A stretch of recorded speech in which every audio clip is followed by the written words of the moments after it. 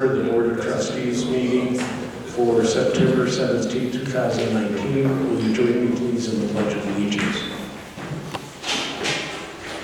Pledge allegiance to the flag of the United States of America and to the republic for which it stands, one nation, under God, indivisible, with liberty and justice for all. I would like to welcome everybody this evening. It would appear that we have some young people here who probably have a class assignment that they have to come and visit, so we'll try to explain a little about what we're doing. First thing you do is you call the meeting to order, and then I will ask for a roll call to see who's here if we have a quorum. Trustee Chamberlain. Here. Trustee Clayton. Here. Trustee Goldstein. Trustee Haber. Here. Trustee Hollander. Here. Trustee Jamerson. President Norris. Here, quorum is defined here as half of the board members have to be present. So we do have a quorum tonight as we have 5 out of 6. Next item of business is approval of minutes from our last board meeting, September 3rd, 2019. That's been circulated by the clerk. Do I hear a motion to approve? So moved. Second. All right, any further, are there any additions or corrections? Hearing none, all those in all those in favor of approval signify. Aye. And as I was saying earlier, I thought we were going to have a problem with the microphone battery, so there's perfect proof of it. To get anything done, somebody has to make a motion, and then if it's seconded, the board will talk about it, perhaps if they have questions, and then vote. We just did, even for approval of minutes. Daphne, you have the executive session meetings from August 20th. Everybody had a chance to look at those. There were going to be some changes, as I recall. Do you want to handle that now, or do you want to do it at the end of? Yeah, so there was 3 board members who had some minor changes. I made those and I rewrote it, so I can pass that out whenever. If you would, do we want to do that later, or do we want to do that right now? We can do it later and let other people go home, maybe, I think might be a better idea. So I'll defer the executive session minutes. Now I call for reports from various village staff members or consultants, the village ecologist who is not here, village treasurer's report. The summary of revenue and expenses was in the packet. There's no real message there other than what we've heard before at this point, which is the decline in the overall net income from last year. Also, the cash report was in the package. That's in the old format. Bob didn't have a chance to put it into the new format, so it has the confusing negative amount in the Chase Bank. But if you just look in the right-hand column, those are the correct amounts. So all of our funds are operating about where they were, and our reserves are above target. With regard to the last piece in your packet, which was the capital expenditure and maintenance scenario, I just wanted to spend a minute to talk a little bit about that. The sources of this spreadsheet were the staff, the last campus cost summary, the long-run woodland management plan, and so on. It's important to note, first of all, that this is not accounting-based, so whether we capitalize or expense these things, it's really not important with regard to this planning tool. What we're really looking at is the overall impact on the general fund. The other thing to take note of is that this is a no-change scenario with regard to revenue sources. So under the impact on the general fund, when you see the operating deficit, that's on the last projection that Bob put together. And so this then does represent sort of, if you will, kind of a worst case in terms of impact on the general fund. And again, it was an attempt to capture every possible concept that had been discussed in the recent past with regard to capital expenditure in the next 5 years, so we can kind of take a look at what the maximum impact would be hypothetically if the board approved every single capital project, which is probably unlikely. But, so this then represents the overall kind of worst case in terms of impact on the general fund. And you can see that with a starting balance of about $8.5 million, it gets down to, by the end of the planning period, about $3.8 million plus another $1.1 million that is on loan to the TIF that will eventually need to be paid back once the increment is being generated. Just to give you an idea how to read the spreadsheet, if you go across the very top row, under roads and bridges, that's just the overall input that I had from Pat Glenn. And then alternate sources of funding other than the general fund, which would be the motor fuel tax in one of the project years. And so then the green line shows all the nets. Drainage is a hypothetical drainage improvement program started in the future. Sidewalks and pathways then also show a reduction by a grant, federal grant by 80%. That's what we talked about with regard to putting a sidewalk or a pathway down Portwine, and also a pathway between the police parking lot and the Woodland Reserve, and so on and so forth as you go down. The campus plan in 2020 shows the latest cost estimate for what the board approved submitting to the state and the amount of the grant. The amount in 2021 would be the remaining parts of the plan should the board choose to implement those.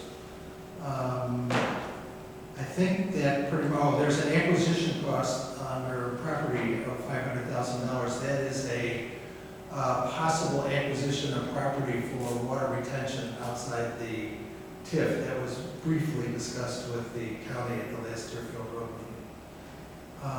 And I think the rest of these are pretty clear. If anybody has any questions about any of the specific programs that are in here, ask me now or later. And also, if there's anything missing from here or you think the amounts are wrong, I really appreciate your guidance. Okay. Any questions for Mike? I say this is a rather detailed item, and I certainly appreciate if you want to talk to him later, but this at least gives us an idea to be looking at where money might be going and planning for the future. Henry? I just want to re-verify. This assumes that we lose no revenue. Is that correct from our present tax base? It assumes that, a couple of things. It assumes that the interest plus transfers from the lease fund, if we sell the leases, okay, and then we earn the revenue of $1.3 million from that. We're assuming that that gets set aside into a separate fund and that the operating fund can draw down off of that fund the difference between what the lease revenue was and the interest that that fund is earning in order to keep us, all things being equal. Okay. Does it reflect the loss of any additional sales tax? No. Okay. Are there any other questions for Mike? Hearing none, engineers report. Hey. As I Said Pat, I think the problem is that the batteries didn't receive a full charge. I'll try to speak up. So we,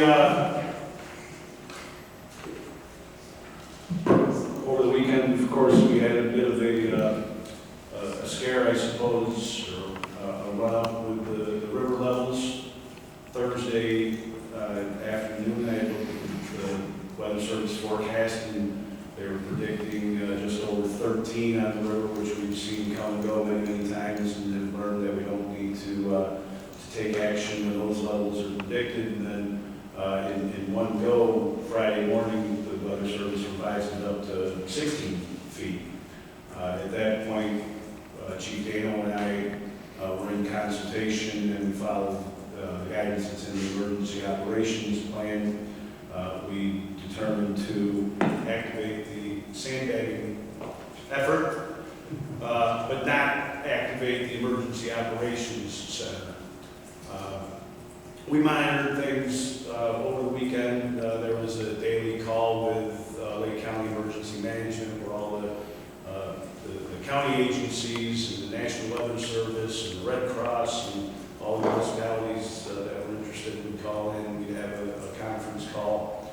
I found that to be pretty instructive because you're getting information directly from the National Weather Service, and you kind of see how the sausage gets made. They'll be honest when there's a pretty fair amount of uncertainty in their forecasts, or when they are much more confident in their forecasts.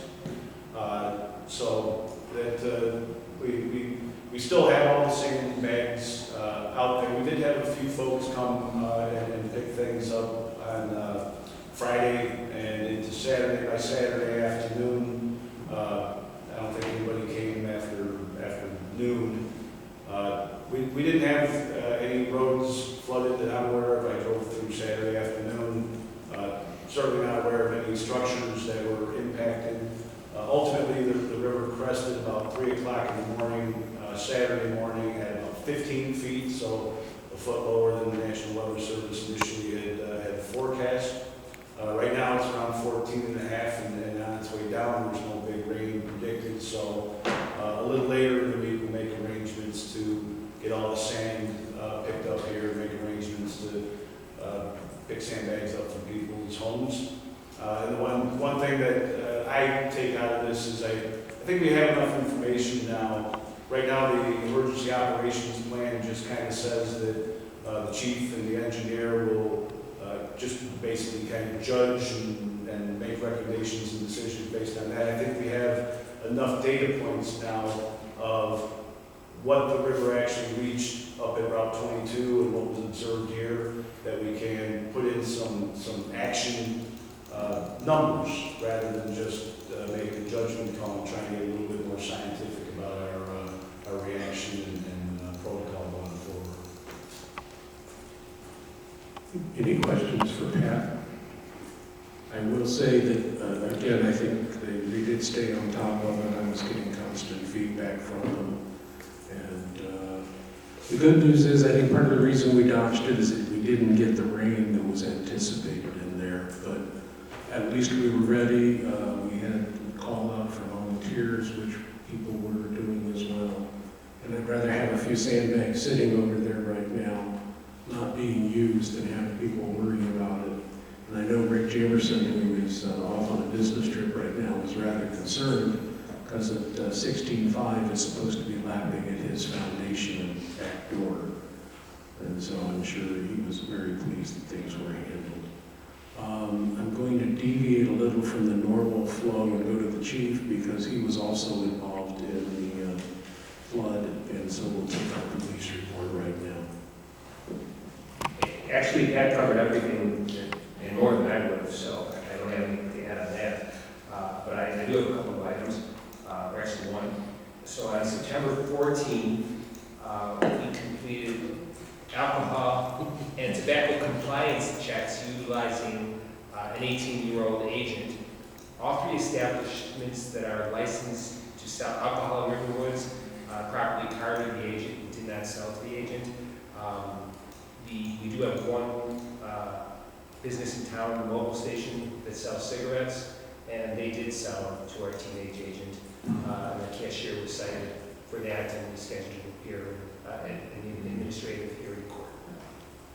And that's all I have. Are there any questions for the chief? All right, moving on, Director of Community Services report.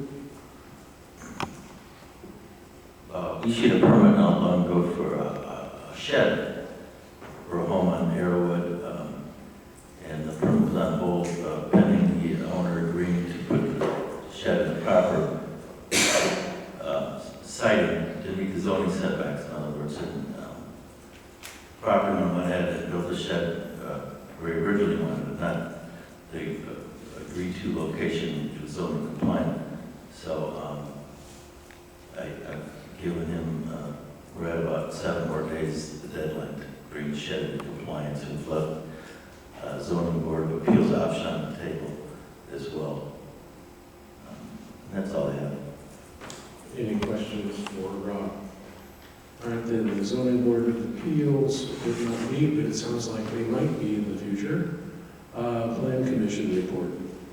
The Plan Commission met last week and finally closed the hearing on 777 Saunders Road. That's the car wash proposal, and recommended that a special use be approved for that, and that report will be forwarded to the board.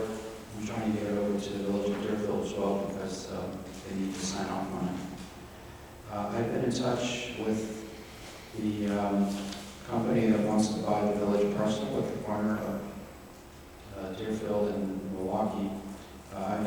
Last week I spent time assembling various materials for them that will speed up their due diligence. I'm working on the form of redevelopment agreement that would be similar to what we use with CubeSmart, and I'm just trying to get to that. Also on my plate, I know the board is waiting to talk about private streets. I don't have a lot of further research to do on the case law. We pretty much uncovered the cases that we have. But to me, the other part of the exercise is going through all the various annexation agreements, annexation plats, subdivision plats that affect these properties, and maybe even consulting the township records, because in some cases these streets have been township roads, and later how they became village streets or not is part of the question. So I'll do my best, but that part of it is kind of time-intensive, gathering the right plats, trying to read them, trying to understand what was going on, trying to find minutes of meetings that go back at that point in time when the plats were accepted, or the ordinances were adopted, etc.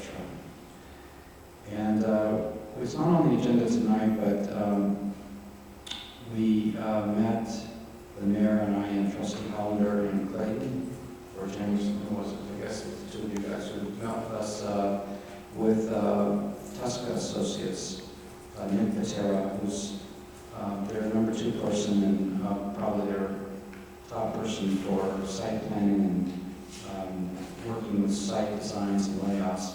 And the purpose of meeting with them, I don't know how many of you on the board we discussed this with, was to maybe engage their firm, Tuska Associates, which used to do a lot of planning for the village, to assist the village in putting together a master plan for Milwaukee Avenue. We talked a lot about the potential development of 37 acres. We continue to get calls from the developer asking questions as they're getting ready to come into the village to discuss the proposal for their development, proposed development on the 37-acre parcel. And we wanted to be able to respond intelligently to their proposal, and we also wanted to see how their proposal would relate to what the village was doing with the corner parcel, what the village was doing with the Colonial Park Shopping Center, the Federal Way. And so their proposal is in 2 steps. One is to prepare a master plan, and they've got various planning meetings and looking at all of the various uses in that area, meeting with the village officials, and coming up with some deliverables. This isn't on the agenda, but I meant to get it to the mayor in time for tonight. I lost my power. Is there a hook? Is there a hook that comes back? And then, so one component of Nick's work would be a fixed fee for just preparing this master corridor plan, which we've all talked about for a long time. We showed Nick all of the various site plans that had been developed 2 or 3 years ago by a different developer, even going back 10 years when we've had other proposals for the 37 acres. So, and he had, from the prior experience at Tuska, they had a lot of experience with that corner. They had information about it. So we think they would be really well placed to help assist the village in doing this. The planning firm that we had been using a couple of years ago, it turns out has become a sub-consultant to the village of Buffalo Grove, as Buffalo Grove prepares something called its Milwaukee Avenue Corridor Plan. So we thought we'd better have someone that was independent, and so it was just working for us.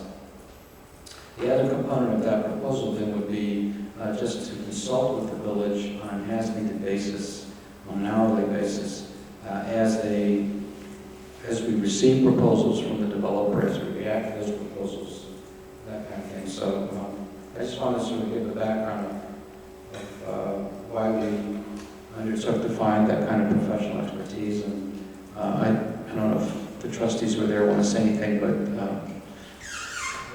my recommendation is we have it at the next meeting so that we can keep going with them. Henry? Yeah, really not a comment on what happened at the meeting, but there have been several individuals or companies that have been interested in the 37 acres.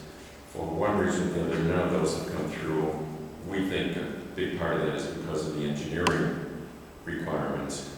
The only thing I would caution is at this point, not to do a fixed fee consultation for a large plan until we know if this company is actually going to be able to build there. Because if no one is able to build there, and to date that has been our experience, then the need for a master plan becomes, at this point, becomes less. I'm not saying that there aren't other properties, but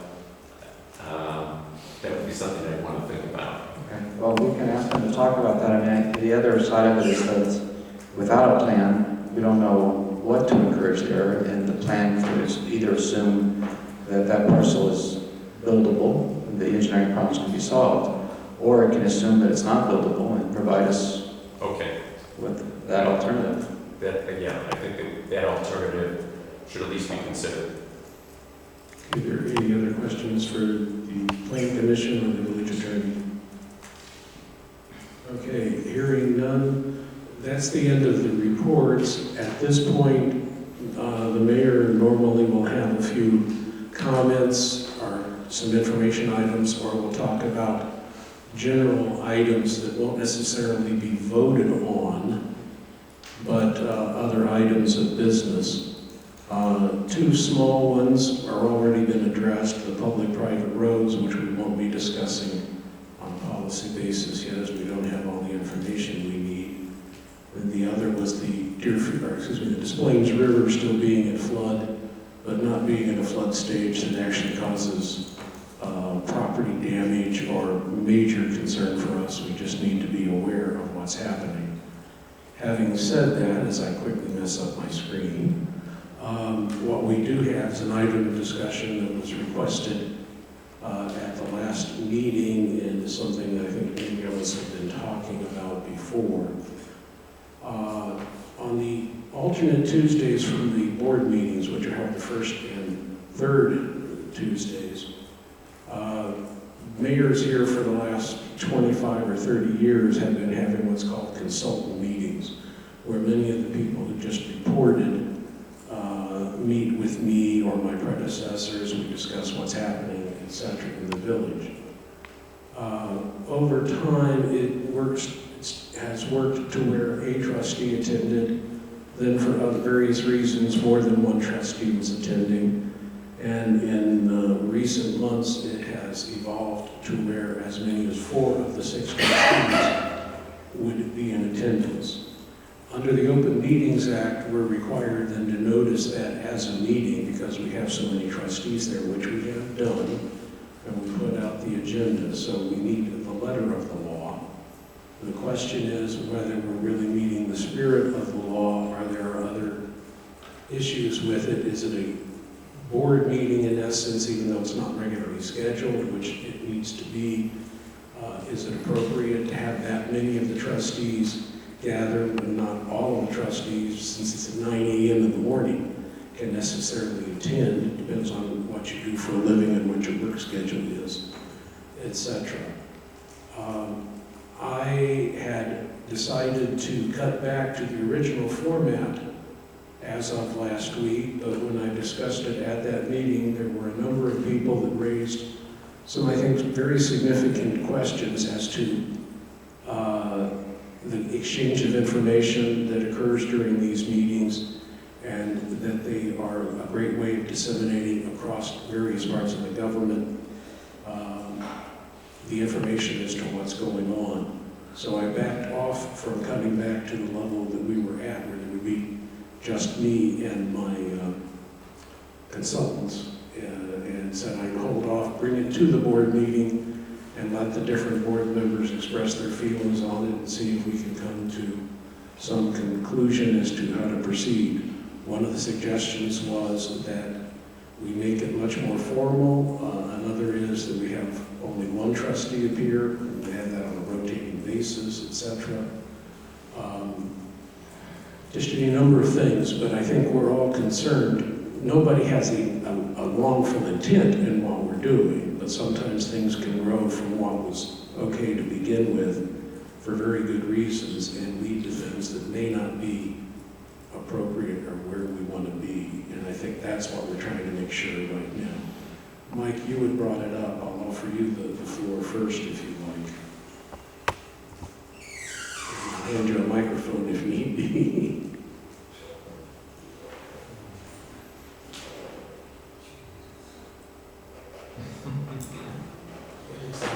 I think we're good. First, I'd like to ask, who was at the consultants meeting on September 10th that raised issues concerning your initial decision to revert back to the original format? Who was present at that meeting? What trustees, if any? Henry, I believe you were the only trustee who was there at that meeting. So I did bring it up at the last meeting. I still believe that it's problematic to the extent that multiple trustees are there, because I feel like it's directing kind of the business of the board.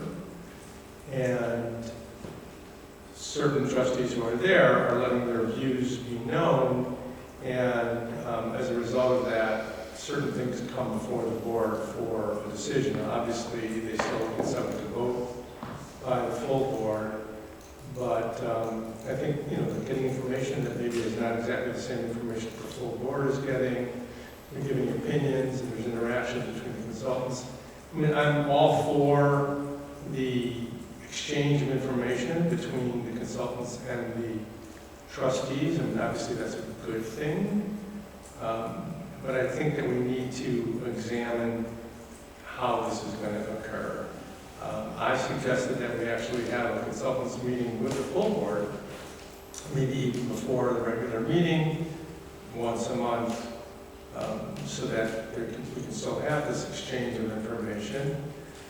I heard for the first time your idea about having a trustee maybe alternate going to the board meeting. That's an interesting option. But I do think having 4 out of 6 trustees at the meeting is just problematic. And I agree, Mike, one of the things we did discuss is simply noticing an additional committee of the whole or something, which was at a different time, and I'm certainly willing to do that. But this I look to input from various board members. Mike?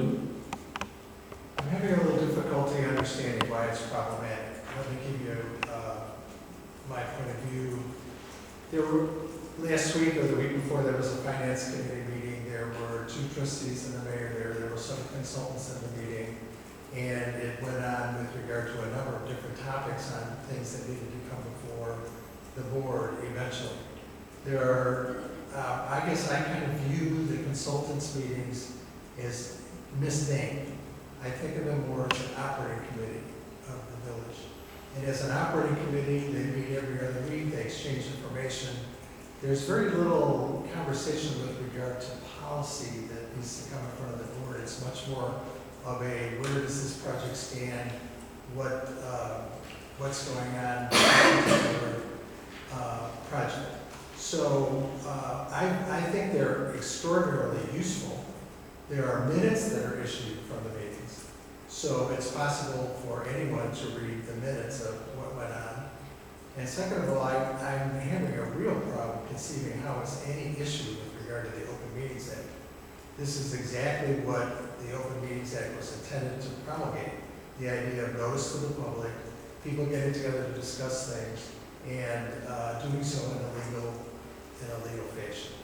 So I think we'd be losing something really valuable. I think the committee of a whole is a great idea, and the idea of discussing things among the board members is a really good idea, but I think it's also very useful to have a conversation when the village ecologist is there and the chief is there and all the different staff members are there. And then exchanging information with regard to the status of projects. So I guess I'd be one to say, if we can find some modification of that particular approach so that we don't lose the value of the meeting, so that everyone feels more comfortable, I think that's great. But I would hate to lose what we're doing right now because I think it's really valuable. Well, Mike, I would have to disagree, and pardon me for jumping since he was sort of addressing you, but when we have 2/3 of the board meeting, that would be more than an operating committee. It becomes almost a board unto itself. It's just too large a number. And again, I know you're disagreeing, but let me give you the other side of it. That's all I'm saying. I disagree with you. There are no votes taken at that meeting. But votes aren't taken, but minds can be persuaded, and the controlling of information. Minds are persuaded in every committee meeting. The Every point- meeting that we have. But the point of it is that it would be such a large group that it's almost the board. Having two, we have a small board. Two is somewhere, but that's a lot easier to do because there's still 4 other people. And everybody should be taking part in the conversation is the whole The point. size of the group is completely irrelevant as far as I'm concerned. It's, at this particular point, two of the members are attending as members of the public. They're not even attending as members of the group and are not called upon to say anything other than to listen. And then if you have time in the agenda, you give them an opportunity to speak.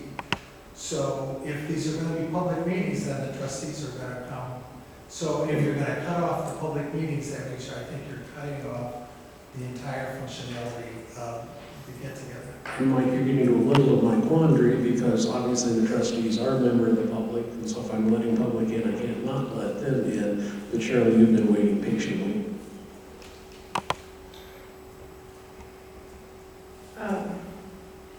So I had first objected to having a one trustee and none of the other trustees at the consultants meeting in 2010.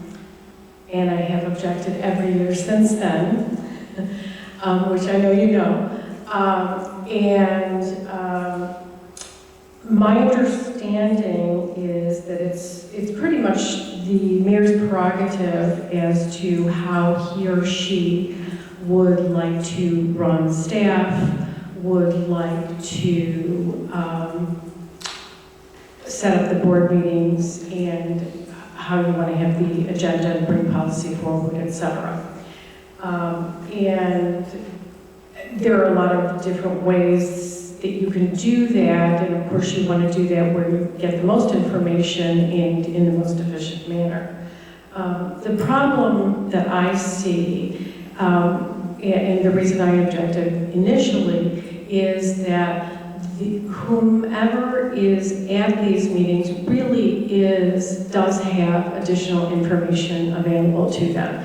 And there has been more than one occasion where I have learned something at a consultants meeting that could have changed my vote had I known it, if I would have known it at the time the vote was taken. And so I think it does make a huge difference as to whether or not the trustees are there and how many trustees are there.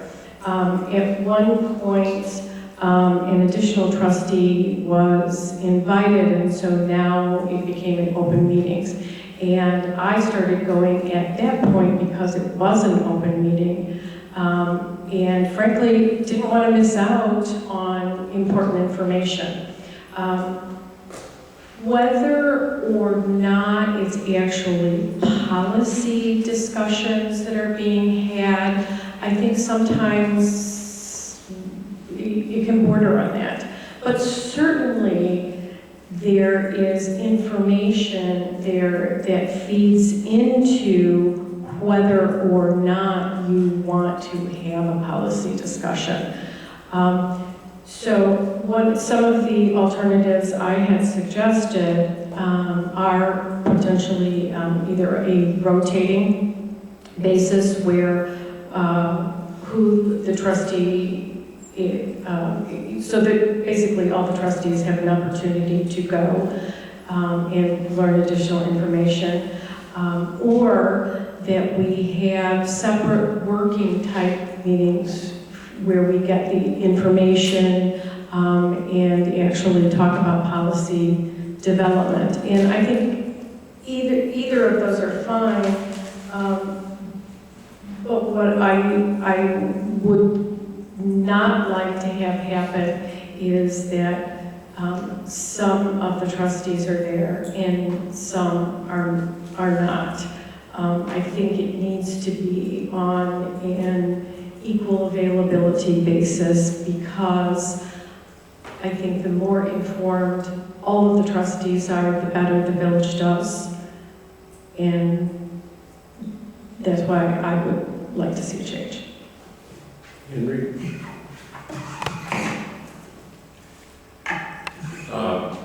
The easy part very first is, I think that once a month, to spend a half an hour, 45 minutes or an hour before a board meeting for all the trustees to talk about the topics that we can discuss in a less formal setting, although it's an open meeting, is a really good idea. I don't think we have the opportunity during our normal meetings to do that. And sometimes it'll last 10 minutes because there won't be a lot. Sometimes it may be an hour because it's a big discussion. I can see this in a few things coming before us, where an hour set aside to discuss certain topics would be very worthwhile, and not as good to have this type of a meeting. As far as the staff meetings, I have mixed feelings about it. I've already expressed my interest to the mayor that I thought having 4 trustees at the meeting felt bad. It just felt wrong. I have been to every staff meeting since I became a trustee, but I do it because I need the information and the knowledge. On those few occasions where I think I can be constructive, I certainly do so. But I also have a feeling that the meeting is available and open. The fact that if a trustee chooses not to come, for whatever reason, is their decision. It's not because they're excluded. Now, if the fact is that it's at a bad time, so it prevents certain trustees from coming, that's a discussion we might want to have. But I don't buy the argument that because certain trustees choose to participate, that makes it wrong. So I don't agree with that. If it's because it interferes significantly with someone else's obligations, let's talk about changing the time of the meeting. Also, there are certain obligations as a trustee that I have, and among them is to participate and learn as much as I can about the government. And to feel that I'm being restricted in doing so means that there's some external influence being placed upon me. I've learned a lot, and I agree with Trustee Heber. I think that certain agenda items are these meetings that may not otherwise have been so because of trustees in the staff meeting. Certain subjects are put forward to the board meeting.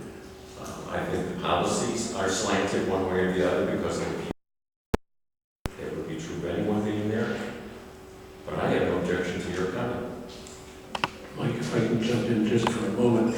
As the president of the board, I do believe it's my obligation to try to have meetings of the nature that we're discussing, where everyone has a reasonable opportunity. I would stress, I don't think anyone is missing these meetings just because they don't feel like it. Some people are working, but nobody thought of these as the obligations when they signed on. Everybody knew we had the evening meetings and other things. But I'm just saying that I appreciate those who are still working for a living and have to put bread on the table. Makes it a little harder. And I need to make sure that meetings are available to them too. Yeah. I have one last comment. The rotation for one trustee to be, let's say, 2 meetings, which is once a month, I don't think going to a staff meeting every 6 months is productive for any single trustee. I don't think that's going to. So I just want to be clear that, I don't fault any of the trustees for attending the consultants meeting. That would be silly. I think it's perfectly fine that they have elected to be there. I just think that it's evolved into a mini meeting. You have a quorum there, basically, in some instances. You literally could take a vote at those meetings. You have a quorum of the trustees assembled at an open meeting. To me, that is not what a consultants meeting was for. We have consultants. They are to consult with the entire board, not with select members of the board who can go to the meeting. It wasn't anything that was seemingly an obligation of a trustee when they signed on to run as a trustee. And the reason why I felt that it needed to be addressed was because there were instances when I would receive 3 sets of consultant meeting minutes on one day that I would read, and I would be like 3 meetings behind on what is going on and what everyone else in the village is talking about that I'm charged with knowing that I don't know about for 3 months or for a month and a half. That's just not right. Now, maybe that's a function of... That's mea culpa. Okay, maybe that's a function of the information not getting disseminated fast enough from the village to the board members, or maybe it's just a structural problem with the consultants meetings. But I want to hear these consultants. We are paying them to tell all the trustees what's going on in the village. That's why we have them, not some of the trustees, so that that information filters down to the full board. That's why I see it's a problem. I may have the busiest schedule, a lot of people are retired, whatever. I make it a point to be here when I have to be here for all the board meetings. I very rarely miss one unless I'm on vacation. I don't have as many committee assignments as a lot of other people because of my schedule, but in the background, that a lot of people don't know, I review a lot of the legal stuff with Bruce, redline things, send them to him, and I do that during my day.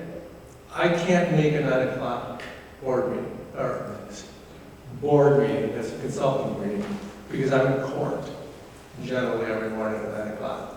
And I shouldn't be less informed because you can, Henry, or because Cheryl can. I should have the right to be as informed. I'm willing to put in that extra time and be here at 7 o'clock instead of 7:30 or 6:30 instead of 7:30. I'm more than happy to do that and meet with the consultants. But that's not what the consultants meetings were for initially. They were basically with the mayor and the consultants, and then it became something much more. So that's my comments. You know, I do like the communication. I think it's great. I mean, we want the information from the consultants, and we want it to filter to the trustees, but it needs to be filtered to all of them at the same time, so they have the same input, dialogue with the consultants. I don't have that dialogue with the consultants. Mike, were you ahead of Cheryl? Do you know which of you two? Or Cheryl spoke since you did, so why don't you go ahead? So if the objective, which I think is the correct one, is to make sure that the board is equally informed and well-informed with issues and hence the opportunity of a dialogue with the consultants, then I think the proper course of action is to look to see what the solution to that is without throwing the baby out with the bathwater. And I think we're going to lose a lot if we change the format of the meetings. So the question is there a way to modify the approach to the meetings so we have the opportunity to have the dialogue and be equally informed on an ongoing basis? Well, as I said, I started to go with the most draconian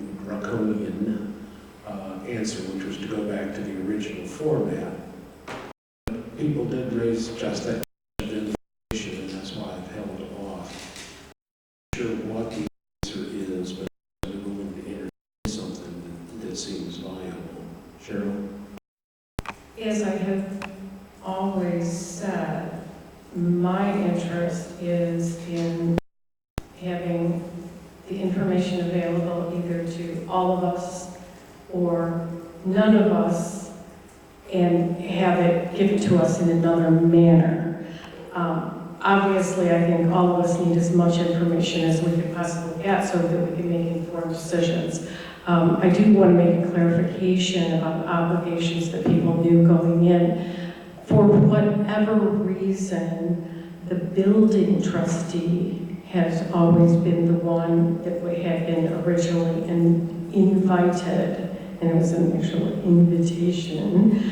And so the building trustee did know going in that going to the consultants' meetings was a part of the But obligation. even that, we're not sure that it actually started that way, but it's been as long as any of us could remember that the building trustee was there. At least since 2010, correct? So I think that, Farther back than that, Cheryl. as I said, at least. And only more recently that it changed. And as you know, I talked with the mayor about different ways of setting up these meetings, because we also have information coming in from a variety of sources. There are paid consultants, but then we also have employees, and then we also get input from community leaders. So we have to consider getting information from all of those sources and what is the best way to go about doing that. Communication, we'll all agree, is always a problem. Mike and I have been around since I think the village was founded practically. And it's been the consistent, there you go, we were dodging dinosaurs and Native Americans with snow and uphill both ways. The board meeting. But information and getting it out hard, whether it's the general public or to even those of you on the board. And certainly, I don't think anybody's saying anybody's doing anything wrong. And people do, like Trustee Chamberlain mentioned that she might be able to make it. Frankly, her schedule's become much more busy where she hasn't been that available. Trustee Goldstein's schedule was not so bad, then he was incredibly busy for a while. Now he's starting his own, so God knows when we'll ever see him. But people's schedules change, and the reality is, I, in particular, as mayor and president of the board, but all of us need to try to figure out how we can do this in a way that will work. Clearly, these meetings did provide information. That's why people started coming to them voluntarily. It wasn't because it's such a scintillating experience. So we don't want to throw the baby out with the bathwater, but it's not easy. And the idea of telling all of you, because I am one of those old retired people, I do have more free time, that you got to show up again for another full board meeting or something. I don't know. And Henry, just having it before a board meeting, I don't know that that would work to be as informal, etc., because we're still going to be in a formal setting. So again, and I only say that these are ideas we're kicking around and trying to figure out, and it's not easy to find a solution that gives us everything we've had without having the problem of 2/3 of the board showing up and the other third not knowing what was going on at the same time, because that's not what we want. Three thoughts. One, it seems to me all the board is invited, and they will be there, or no one on the board is invited to be there. I don't like the second choice. I think that deprives all of us. Second, it's very difficult to talk to two other board members at any time because of the Open Meetings Act, which means the free flow of information, opinions, and thoughts become very difficult. And this is an opportunity, at least twice a month, where that can occur. And I don't know of any other time when that occurs. And third, if it's just a matter of having the information, why not record it? And send a recording to all board members who can listen to it, make notes, if they wish to, or not.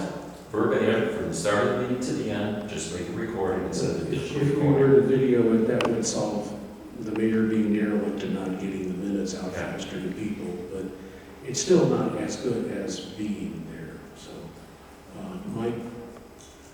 I would just also we ask that if you choose to confine the meeting to just the consultants, that then we have a regularly scheduled monthly economic development meeting, finance committee meeting, personnel committee meeting, and so that we have a whole series of these committee meetings set up so that we can continue to and exchange information.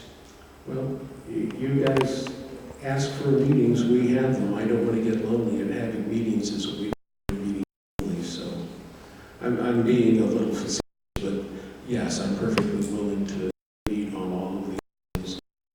Right now, this time of year, finance, we have to do, we're obviously, same thing as the end of the year comes up, but I'm usually here, Eric.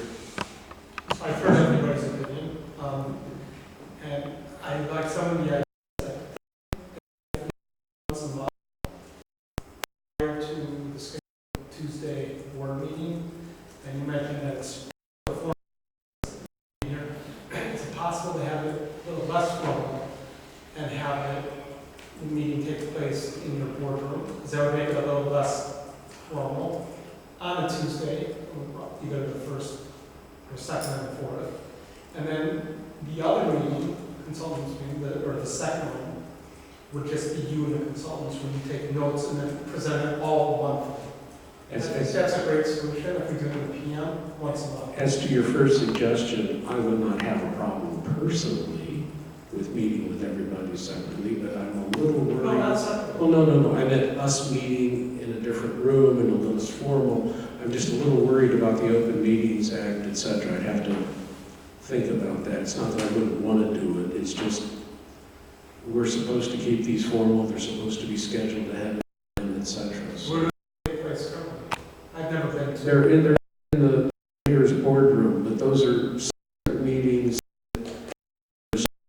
I'm only saying if you made it an adjunct to this meeting, it looks like you're trying to talk around, again, its appearances as much as. Okay, so it's timing of the meeting. If you have it at 7, then people may be and then.